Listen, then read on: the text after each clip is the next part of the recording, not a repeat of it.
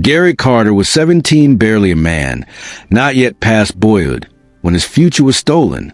Before that night, he was just a quiet kid in East Hollow, a working-class neighborhood where porch lights blinked like fireflies and sirens were just background noise. He loved sketching faces. On most evenings, he'd sit on the back steps with a tattered notebook, drawing neighbors as they passed. His mother said he had an old soul. His little sister, Tamika, called him the gentle giant. He didn't want much.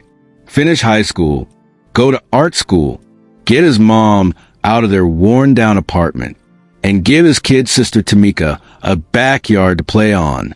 He didn't hang out late, didn't run with the wrong crowd. But in a world where being young and black was enough, dreams like his weren't safe. It was just after 8 p.m. when the gunshot split the neighborhood. 5 sharp cracks, like thunder through cement. Doors slammed. Lights flicked off. Somewhere, someone screamed. 2 blocks away, Gary sat at the dinner table, fork halfway to his mouth. A knock hit the door. Then fists. Then voices. Shouting. Barking. Police. Before he could move, they were inside. Guns drawn. Faces tight with fury. Tamika cried out. His mother shouted, but they shoved her back. Gary was yanked to the floor, face pressed to tile, wrists pulled behind him with plastic cuffs. "I didn't do anything," he shouted. "I didn't even leave the house." But they didn't answer. They weren't listening. They dragged him into the street. Neighbors watched from behind curtains, some with pity, some with silence. The squad car door closed, and just like that, Gary disappeared into the system. At the precinct, they kept him in a room with no windows. White walls, metal chair, blinding light. Hours passed. No lawyer, no mother, no voice. Detective Harris stepped in. White, mid-40s, clean suit, cold eyes. You matched the description. "I was home," Gary whispered. "Your prints are on the gun." "I don't even own a gun." "Witnesses saw you." He didn't respond. His throat was dry. His legs were shaking. "Make this easy on yourself, son," Harris said. "You're not walking out of here unless you tell us what really happened." The pressure kept building. Time disappeared. The light never dimmed. Questions turned accusations. Threats. Promises. Silence. Then more shouting. Eventually, Gary stopped trying to explain. His voice cracked. His tears dried. His mind went numb. And then, they handed him a sheet of paper. He signed it. A confession. He didn't write it. He barely read it. But he signed. The trial came quick. 3 days. No time to build a defense. The courtroom was white walls, white jury, white judge. The prosecutor called him a gang member, claimed revenge was the motive. They showed a blurry surveillance video, said it looked like Gary. A man testified that Gary ran past him the night of the shooting. Shaky voice. Wouldn't look up. Wouldn't say it twice. But it stuck. His lawyer said little. A public defender drowning in cases. No fire. No fight. He called no character witnesses. No alibi. Just a weak closing statement and a quiet sigh.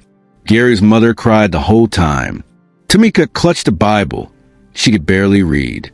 Gary just sat there, hollow, like he'd already disappeared. The jury left the room for less than an hour. They came back. Guilty. The courtroom didn't erupt. It just went still. The sound of the gavel echoed like a final nail. Tamika's cry broke through it all. His mother collapsed to the floor. Gary didn't move.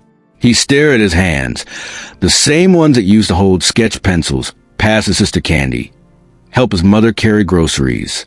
Now they were just hands the world had marked, hands the world had chained. And just like that, his life was gone. Prison was a different kind of death. Gary learned to stop counting days. He kept his head down, read when he could, worked in the library, and stayed away from trouble. But something inside him refused to go quiet. Maybe hope or defiance. He started writing. hundreds of letters, to lawyers, to newspapers, to anyone who might listen. Most went unanswered. Years passed. Appeals failed. Inmates came and went. Gary stayed. 17 years later, in a cramped legal nonprofit office across the state, a young attorney named Ariella Jones pulled a letter from a pile. It was written in tight, neat handwriting. It wasn't begging. It was challenging. My name is Gary Carter. I've been locked up since I was 17 for a crime I didn't commit. I don't want sympathy. I want someone to read my case. Really read it. If you do, I promise you'll see the truth. She read it again. 2 weeks later, she sat across from Gary in a cold visitation room. He looked older than his age, the lines on his face carved from years of silence. But his eyes burned with the same fire that had filled the pages. I didn't come here to beg, he told her. I came here to win. Ariella dove into his case. What she found was staggering. Witnesses recanted. Evidence had been tampered with. One key eyewitness, now a homeless addict, admitted he'd been pressured by police. The lead detective, Harris, had multiple misconduct claims buried in his file. And then in a retired officer's locked storage unit, she found the final piece, a confession, a handwritten letter from a man who had since died, detailing how he'd pulled the trigger the night Gary was arrested.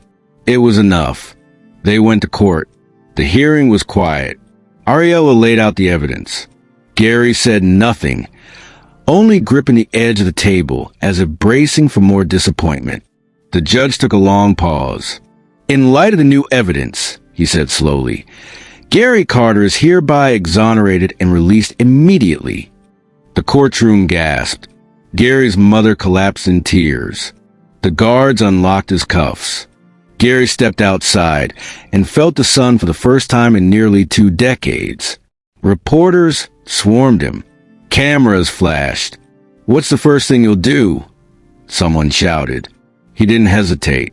Make sure this never happens to anyone else. He wasn't interested in revenge. He wanted change. Within a year, Gary founded a nonprofit dedicated to helping wrongfully convicted youth. He spoke at schools, visited detention centers, and walked into legislative chambers to push for Gary's Law, a bill requiring legal counsel during all juvenile interrogations. His voice carried the weight of every stolen year. "I was a child," he said before the Senate. "They didn't see a boy, they saw a conviction. And I paid the price. But I survived, and I refused to stay silent." The bill passed. One evening, Gary sat alone on a park bench, watching children play. A boy tripped near him and fell hard. Gary stood, reached out, and helped him up. "You okay?" he asked. The boy nodded. "Yeah, thanks, mister," he said before running off to join the others. Gary watched him go free, full of laughter, untouched by the cold hands of injustice. And for the first time in a long time, Gary allowed himself to smile. He had lost everything, but somehow he had found purpose. And in a world still full of broken systems, Gary Carter had become something more than a survivor. He had become a weapon aimed at truth. As the last light faded and shadows stretched across the park, Gary stood up from the bench. Behind him was everything they took. Ahead of him was everything he was building. He placed a hand over his chest not to feel his heartbeat, but to remind himself it was still there, still strong. Somewhere, another child was being questioned without a voice. Somewhere, another mother was praying for justice. And Gary Carter, a boy they tried to bury, kept walking forward. Not as a victim, not even as a hero, but as a promise.